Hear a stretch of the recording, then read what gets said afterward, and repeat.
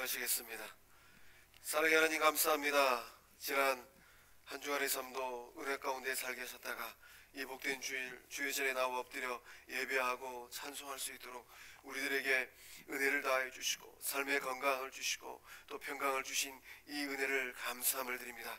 이 시간 예배하며 또 말씀의 자리로 나아갈 때 우리의 마음 문이 열려지게 하여 주시고 오직 주님의 음성만 들려지는 복된 시간 되게 하여 주시옵소서. 성령께서 붙드시고 함께 하실 줄로 믿사옵고 우리의 생명 되시는 예수님의 이름으로 감사하며 기도하옵나이다. 아멘. 할렐루야. 한 주간 평안하셨습니까? 또 저를 따라 바람 소리가 들려가네.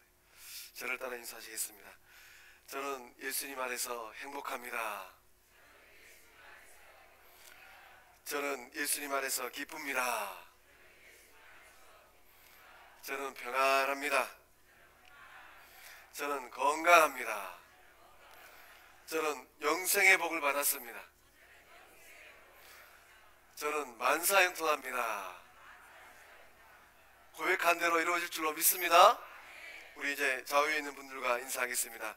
당신은 정말로 축복받은 사람입니다.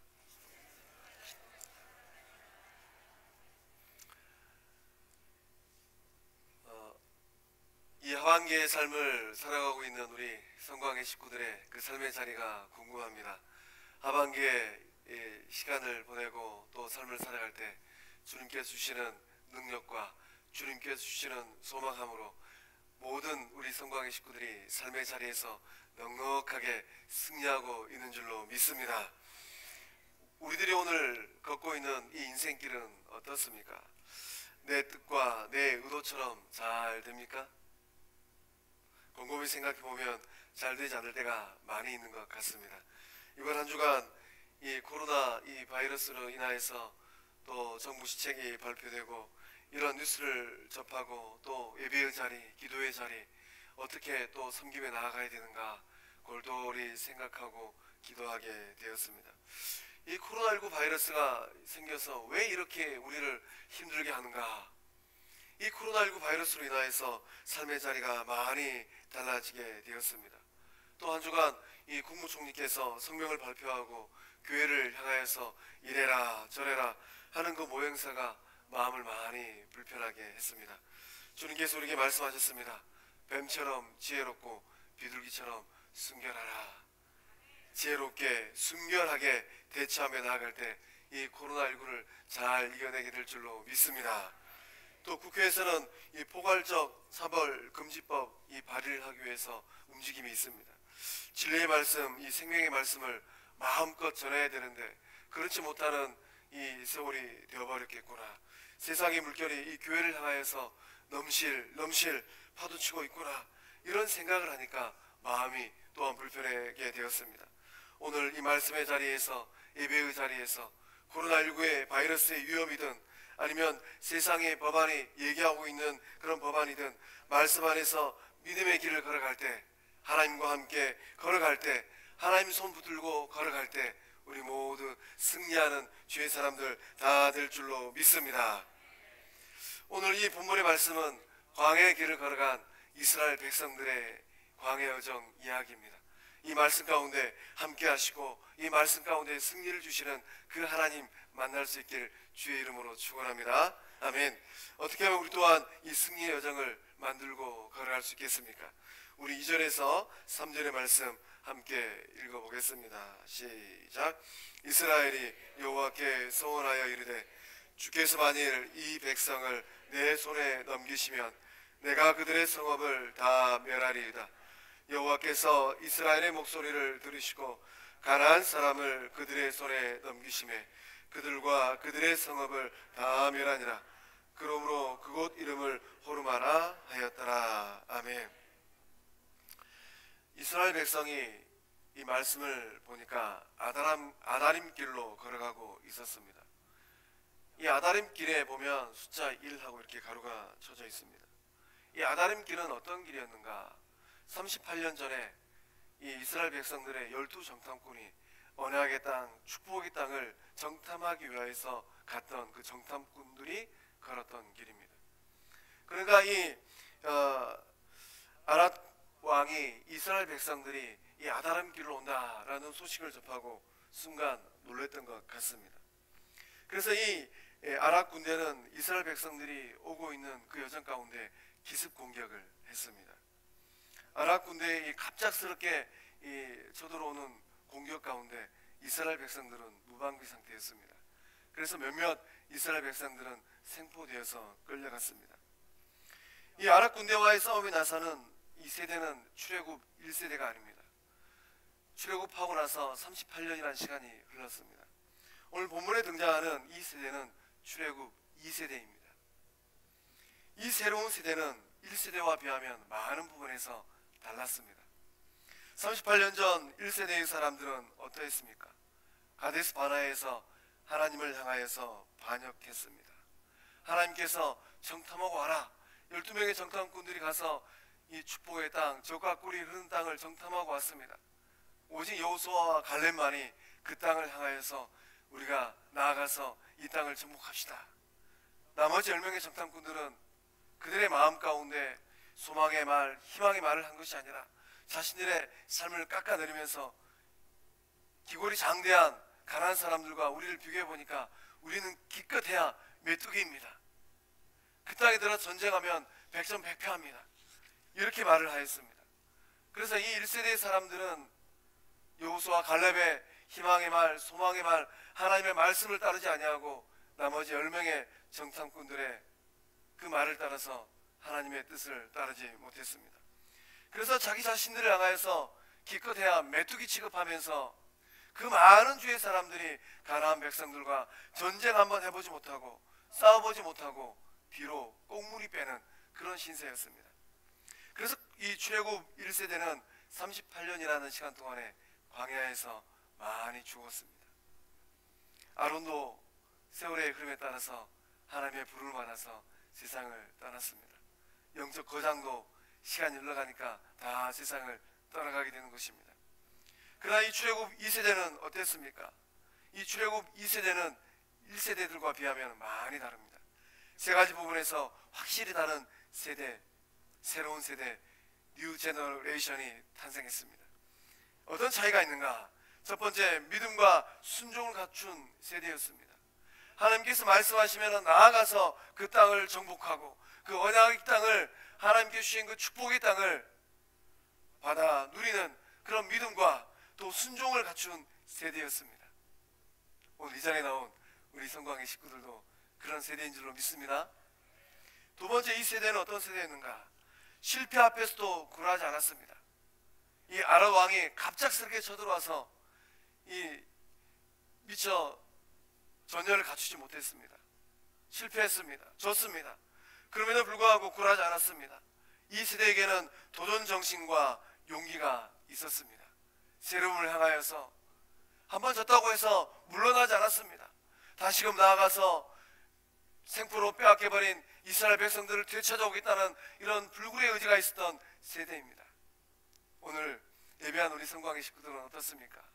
삶의 자리에서 일어나는 이런저런 일들, 실패들 앞에서 무릎 꿇은 그런 삶을 살고 있습니까? 아니면 도전정신과 용기를 가지고 다시 한번 해보자, 할 수 있겠다, 이런 삶을 살고 있습니까?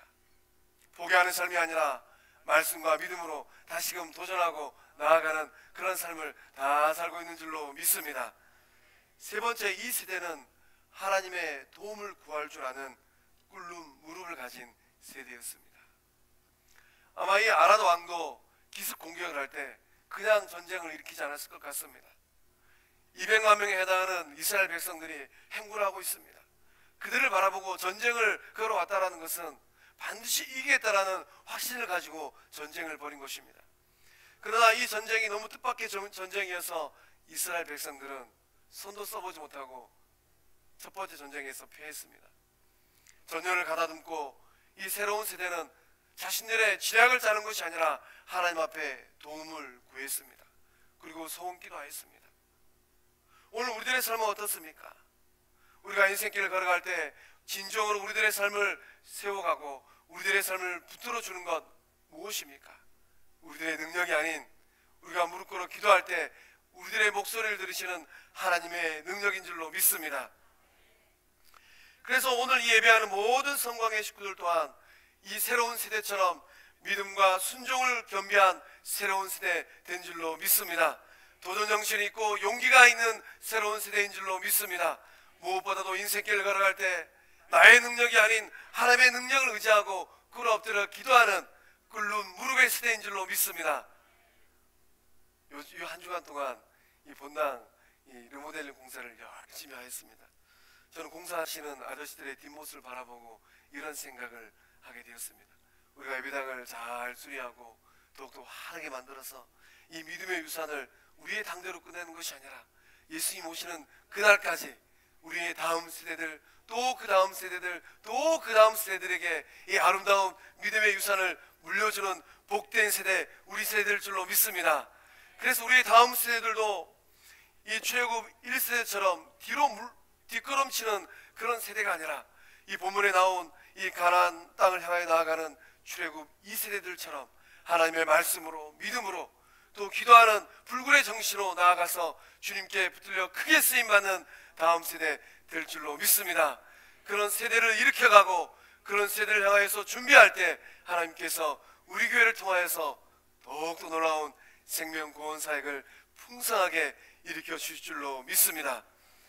이스라엘 백성이 이 아락과의 전쟁에서 결국에는 승리했습니다. 그 승리한 이유가 무엇입니까? 하나님을 철저하게 의지했기 때문입니다.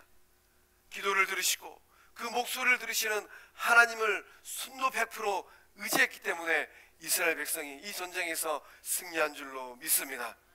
하나님은 어떤 하나님입니까? 오늘 말씀을 보니까 목소리를 들으시고 라고 기록되어 있습니다. 우리 하나님은 귀머거리 하나님이 아니라는 거예요.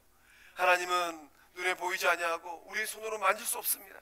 그러나 우리가 엎드려 기도할 때 우리의 기도를 들으시고 이 기도를 듣는 데서 끝나는 것이 아니라 온 우주 만물을 창조하신 그 하나님의 능력으로 우리들의 삶을 붙들어 주시고 우리들의 삶에 능력을 주시는 살아계신 하나님인 줄로 믿습니다. 하나님을 의지하는 것, 이것이 바로 승리의 비결인 줄로 믿습니다. 코로나19 이 위험의 시대도 마찬가지입니다. 지금 내가 무엇을 의지하고 있습니까? 하나님만을 의지하며 나아갈 때 이 어려운 시기도 넉넉하게 이겨내는 우리 모두들 줄로 믿습니다. 함께 모여서 머리를 맞대고 지혜를 구하고 하나님만을 철저히 의지하며 나아갈 때 이 어려운 시기 가운데 하나님께서 우리 교회를 통하여서 더욱더 놀라운 은혜의 물결, 생명의 물결을 흘려보내게 하실 줄로 믿습니다. 그렇다면 하나님을 의지하는 것은 무엇입니까? 하나님을 의지하는 것은 무엇인가? 하나님의 능력을 인정하는 겁니다. 하나님께서 능히 이루신다는 이런 확신을 갖는 것이에요. 한마디로 하면 하나님의 능력을 묵상하고 하나님의 능력을 생각하고 하나님의 능력에 집중하는 겁니다. 아랍 군대가 아무리 기습 공격을 해서 힘이 있는 군대라 할지라도 하나님의 능력이 우리와 함께하면 저 아랍 군대도 넉넉하게 이겨낼 수 있겠구나. 내 힘이 아닌, 우리의 힘이 아닌 하나님의 능력을 묵상하고 생각하고 그 하나님의 능력에 집중할 때 우리 또한 넉넉하게 이겨내게 될 줄로 믿습니다. 중요한 것은 하나님의 능력을 내 능력으로 만들 수 있느냐 하는 거예요. 하나님께서는 무에서 유를 창조하셨습니다. 그 어마어마한 하나님의 생명의 능력을 나의 능력으로 만들 수 있느냐 하는 것, 이것은 별개의 문제입니다. 다윗이 골리앗 앞에 섰습니다.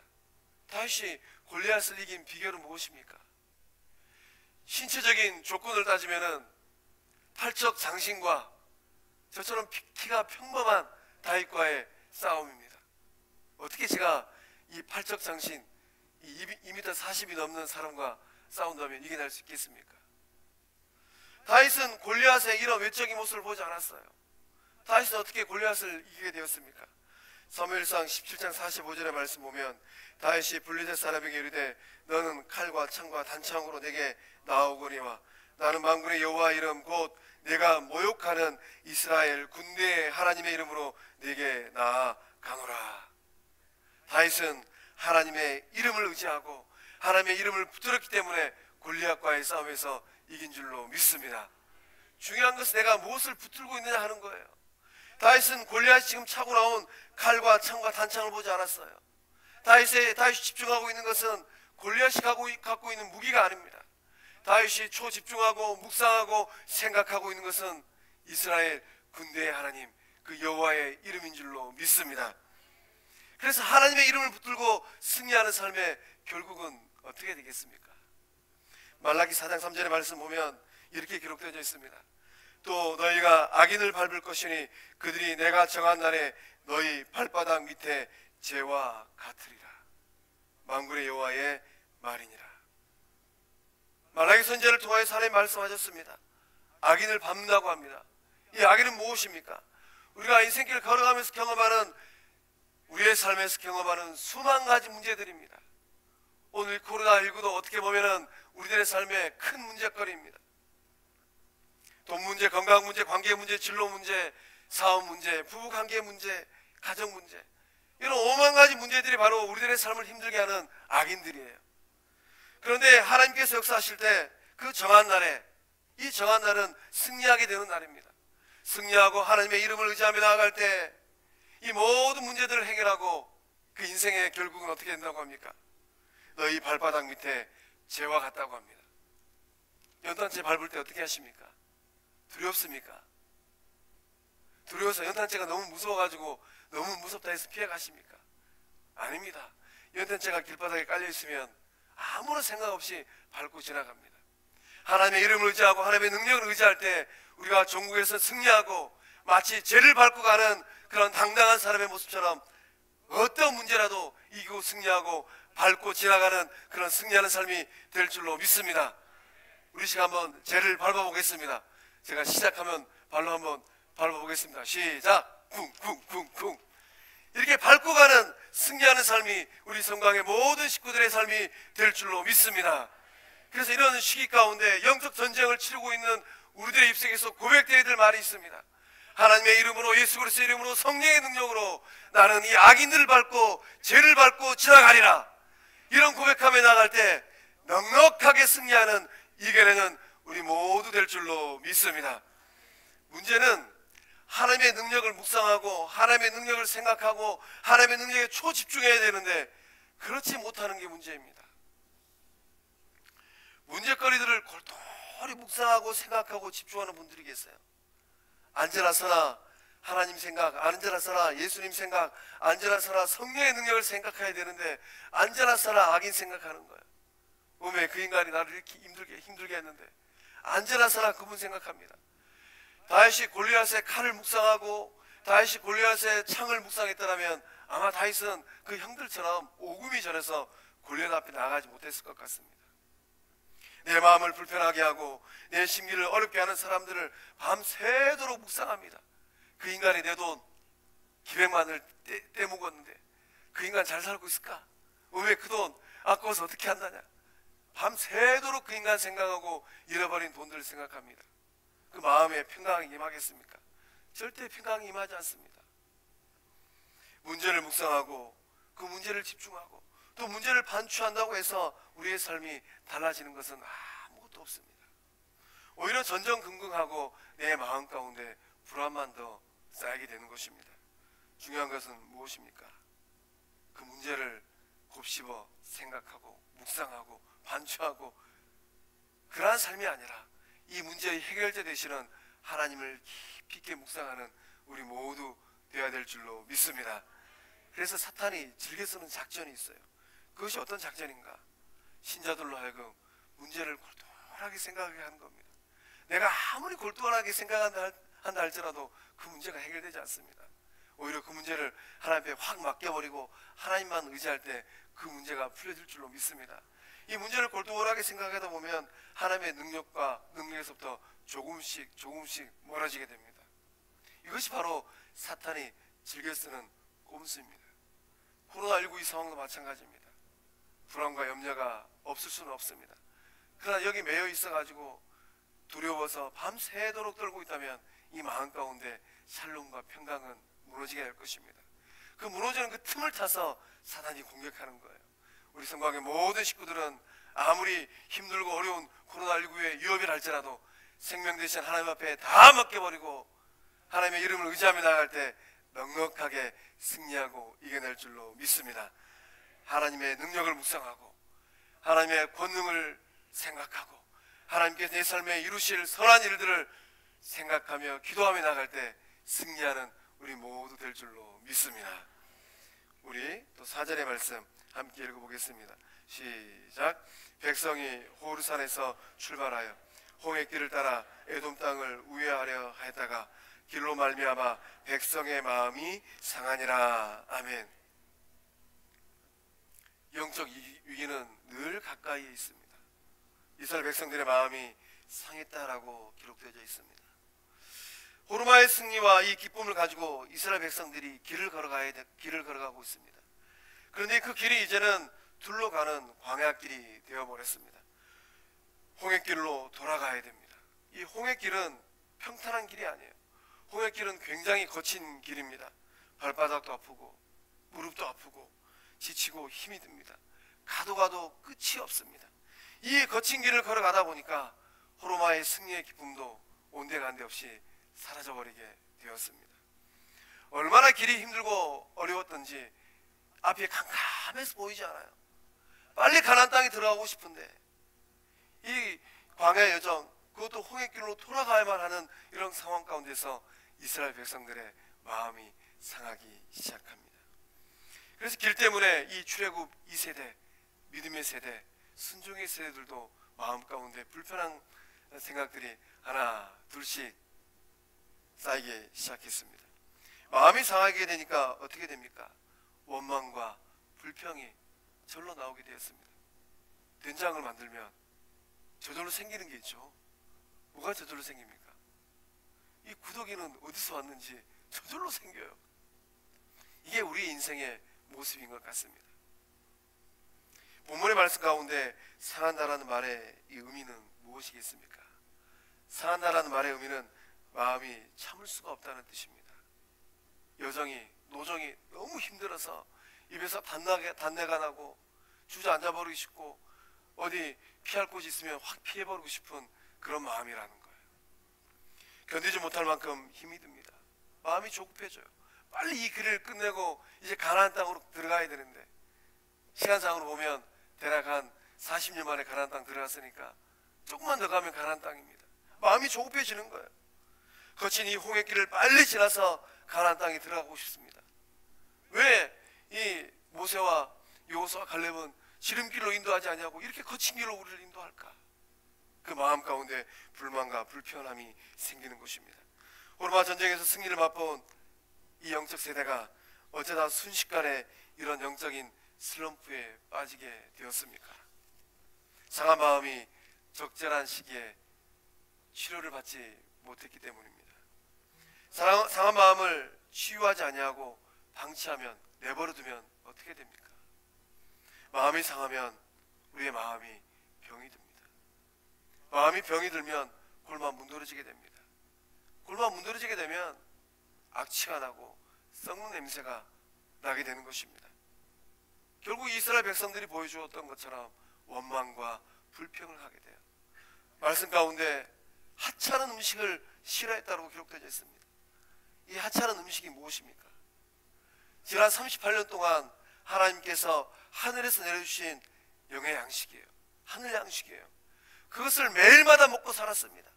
그것을 매일마다 먹고 어머니 젖대고 난 그 순간부터 38년 동안 이 만나를 먹고 키가 크고 성장하고 사춘기를 보내고 성인이 되었어요.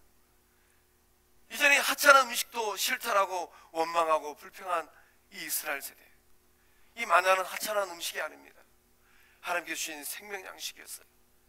또 영의 눈으로 보면 이 만나는 예수 그리스도를 상징하는 거예요. 그러니까 이스라엘 백성들이 하찮은 음식이 싫다라고 얘기하는 것은 영의 눈으로 보면 장차 오실 예수 그리스도가 싫습니다. 이렇게까지 해석할 수 있습니다. 그러니 이 이스라엘 백성들의 원망과 불평을 듣고 계시는, 아니 이 원망과 불평을 들은 모세의 마음도 상당히 언짢았을 것 같습니다. 지난 38년 동안 그렇게 잘 먹고 이거 먹고 건강 잃지 아니하고 오늘 이렇게까지 잘 왔는데 길이 좀 험하고 길이 좀 거칠다고 해서 어떻게 하나님이 주신 양식을 하찮다라고 말할 수 있는가? 이런 불평을 들은 하나님의 마음은 어떻게 했습니까? 이스라엘 백성들이 감사하지 아니하고 불평하고 원망했을 때 이 말을 들은 하나님의 마음은 어떠했겠습니까? 결국 원망과 불평을 하던 이스라엘 백성들은 불뱀 그 골짜기로 자기들 스스로 들어가게 되었습니다. 우리 또한 자칫하면 우리의 삶을 불구덩이로 만들 수가 있어요. 불뱀에게 물리니까 불타는 것처럼 해서 많은 사람들이 죽게 되었습니다. 우리 또한 세상을 살다 보면 속이 상하고 마음이 상하는 일들이 지천에 널려 있습니다. 부부 사이에서도 가정생활 하다 보면 속이 뒤집어질 때가 있습니다. 없는 사람은 아무도 없을 것 같아요. 또 자녀들을 키우다 보면 어떻습니까? 속 썩이는 자녀들 때문에 이 검은 머리가 흰 머리 되어버려요. 저는 저희 어머니 7자식 키울 때 많이 봤습니다. 그래서 저는 제 스스로 마음에 결단한 게 하나 있습니다. 나의 성장기에 어머니는 절대로 학교 못 오게 하리라. 속 썩이는 자녀들 때문에 우리 부모님들 이마에 주름살이 하나 둘씩 늘어나고 저 멀리 가 있는 자녀들을 향한 근심과 걱정 때문에 이 검은 머리가 흰 머리 되는 거예요. 또 일터는 어떻습니까? 직장생활은 어떻습니까? 세상 사람들과 함께 어우러져서 이 세상을 살아가야 되는데 예수 믿나는 예수쟁이라는 그 이유 하나 때문에 우리 속이 골마지고 무너질 때가 얼마나 많이 있습니까? 져주고 또 져주고 또 참고 또 인내하는 것, 이게 바로 우리가 살아가고 있는 인생길이라는 거예요. 우리 교회 안에서의 이 교회 생활도 마찬가지입니다. 마음이 상한 일들이 생길 때마다 원망하고 불평한다면 우리들의 삶 또한 어느 순간에 불구덩이가 될 것입니다. 행복한 가정이 되기를 원하고 행복한 자녀들과의 관계가 되기를 원하고 행복한 일터와 또 사회생활이 되기를 원하십니까? 원망과 불평이 입에서 나오려고 할 때 이것을 다스리십시오. 그것을 다스리지 못하고 불평 생긴 대로 원망이 생긴 대로 내뱉는다면 이 평강은 깨어지고 본문의 말씀에 기록된 이스라엘 백성들처럼 불구덩이로 떨어지게 될 것입니다.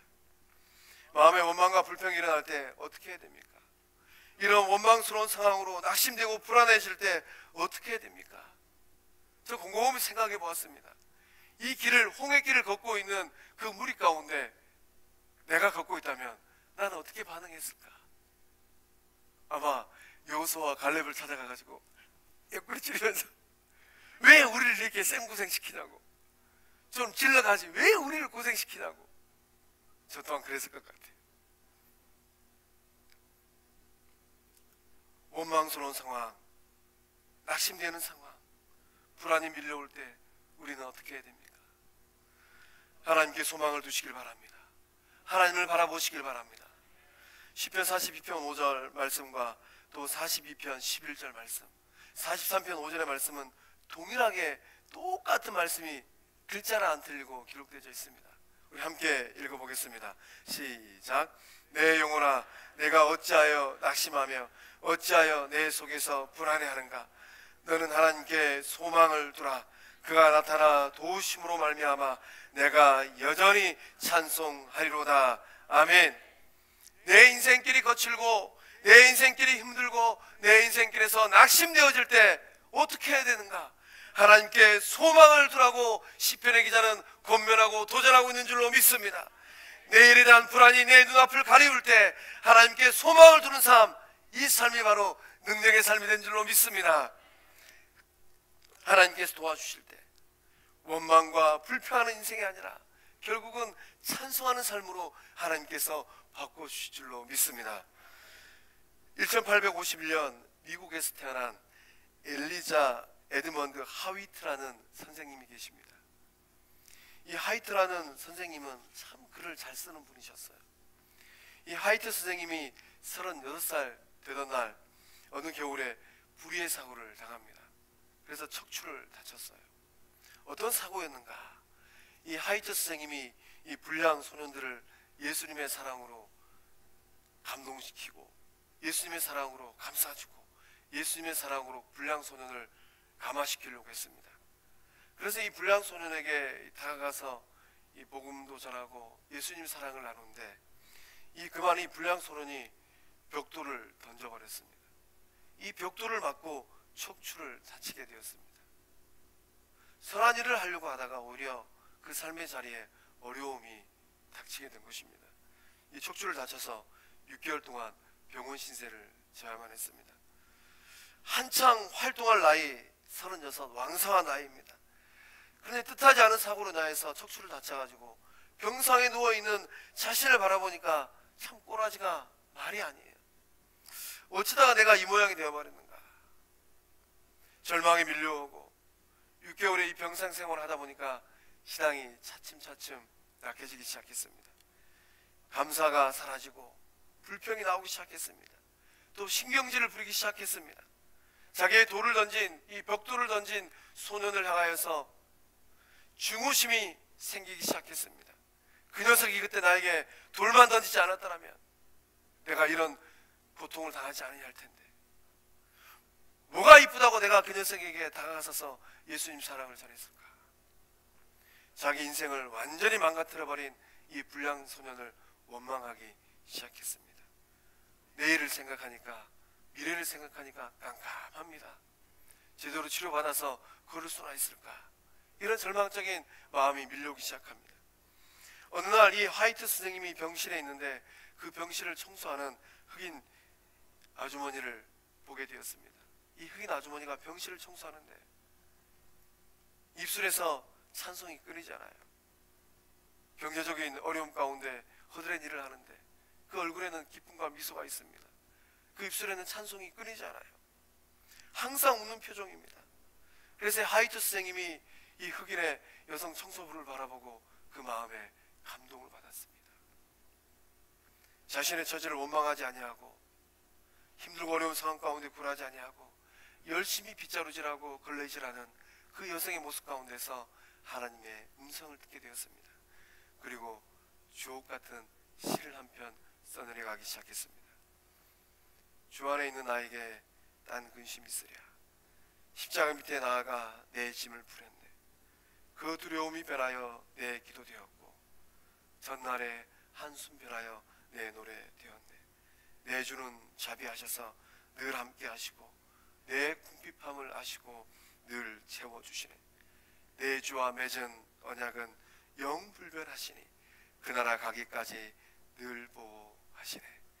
주님을 찬양하면서 할렐루야 할렐루야, 내 앞길 멀고 험해도 나 주님만 따라가리. 우리 1절만 함께 찬양해 보겠습니다.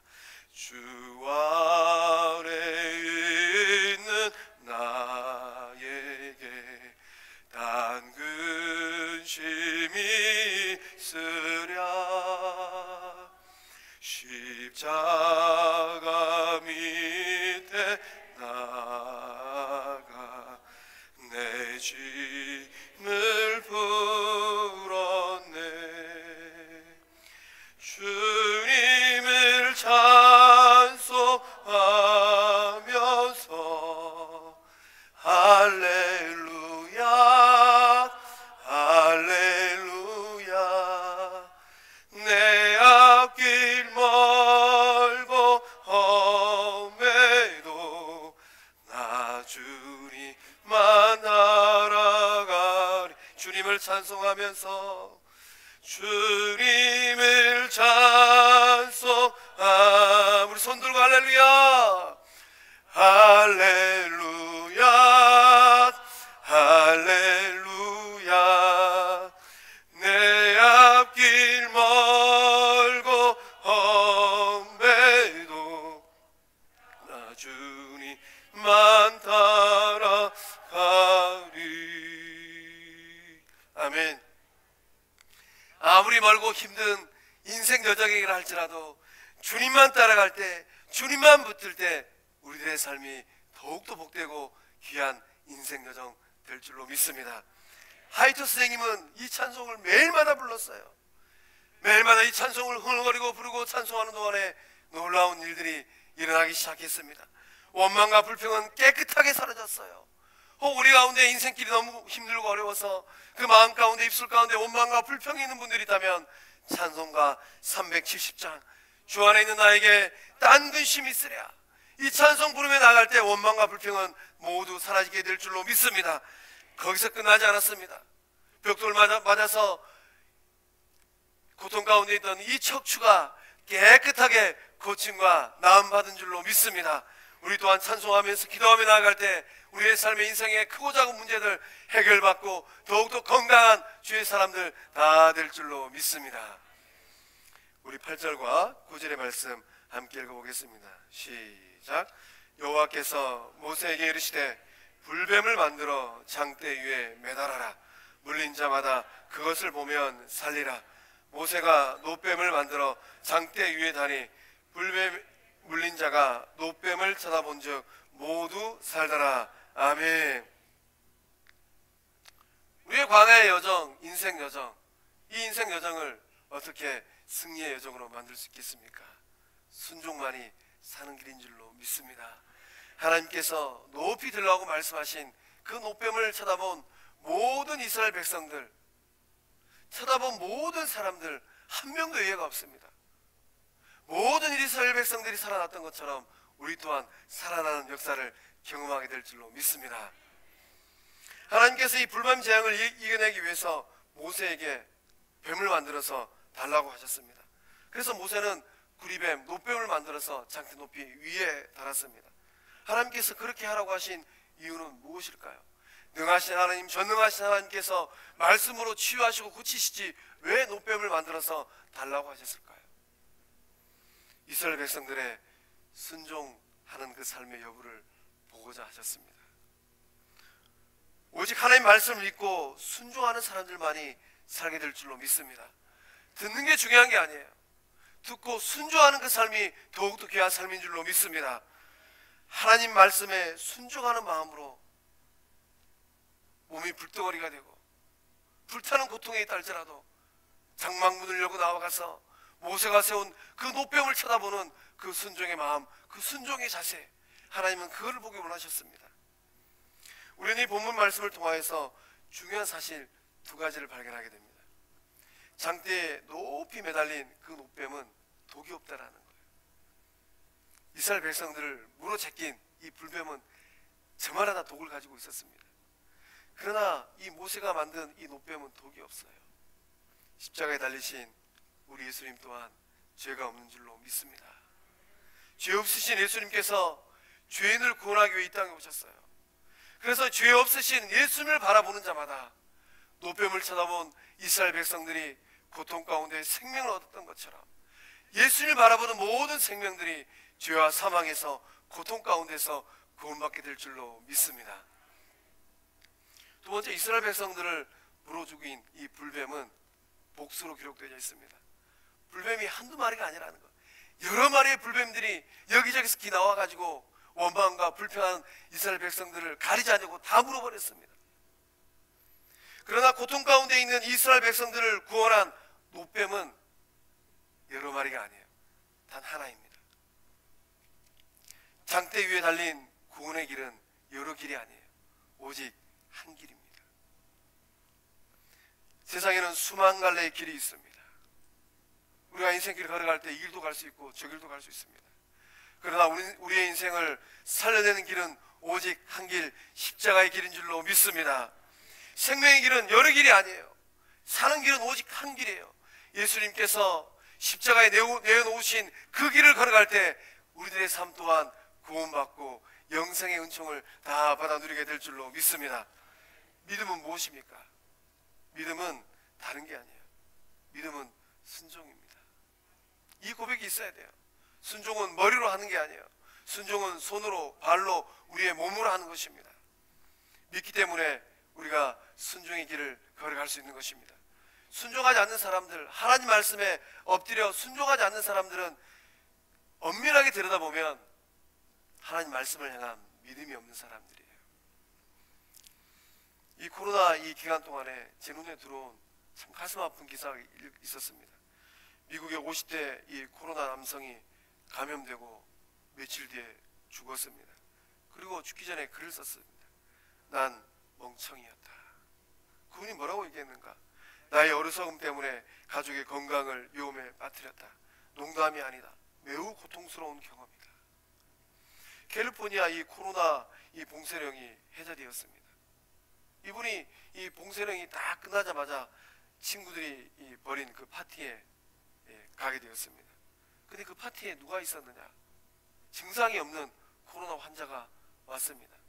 그 증상이 없다 보니까 이게 전염되지 않겠지, 감염되지 않겠지, 이런 생각으로 그 친구도 왔다라는 거예요. 며칠이 지나고 나서 뉴스를 접하고 보니까 양심에 거리낌이 있어서 친구들에게 얘기했습니다. 내가 코로나 감염됐는데 거기 파티에 갔다.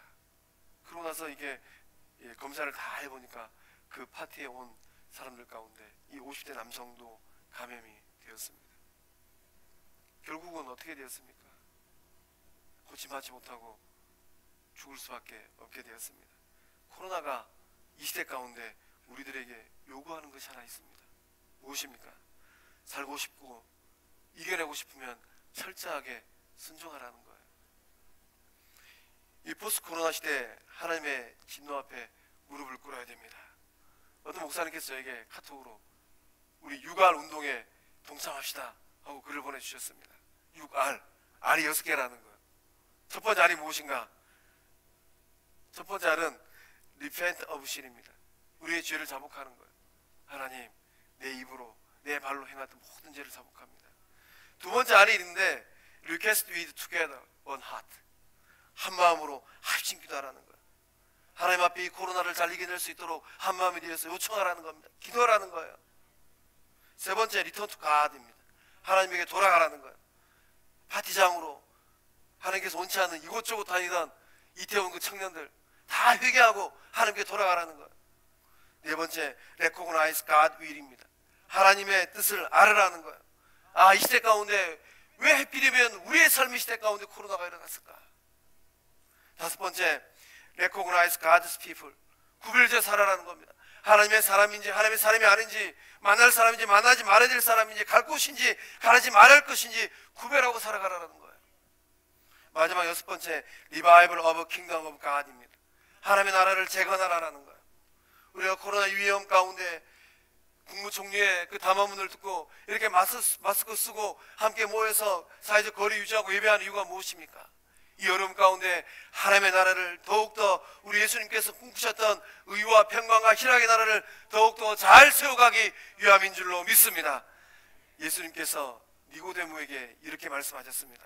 요한복음 3장 14절에서 15절 말씀 함께 읽어보겠습니다. 시작. 모세가 광야에서 뱀을 든 것 같이 인자도 들려야 하리니 이는 그를 믿는 자마다 영생을 얻게 하려 하심이라. 아멘. 모세가 만든 노뱀을 쳐다본 모든 이스라엘 백성들이 살아났던 것처럼 십자가에 달리신 예수를 바라볼 때 아무리 코로나19의 위협이 있고 세상적인 법안의 위험이 떠올지라도 우리가 걷는 인생길이 생명의 길이요 의의 길이요 사람을 살려내는 구원의 길, 모든 의의 길을 다 될 줄로 믿습니다. 십자가를 바라보고 예수님 바라보면서 넉넉하게 승리하는 우리 성광의 식구들 다 될 줄로 믿습니다. 기도하시겠습니다. 살아계신 하나님, 광야 같은 세상 살이입니다. 길이 거칠고 힘듭니다. 자칫하면 아버지 하나님 우리도 원망과 불평의 나락으로 불구덩이로 떨어지기 쉬운 시절입니다. 성령이 붙드시고 역사해 주셔서 하나님 손만 붙들고 승리하는 우리 모든 성광의 식구들 되게 하여 주시옵소서. 코로나 바이러스로 위축된 삶과 신앙의 자리에 평강 임하게 하여 주시옵소서.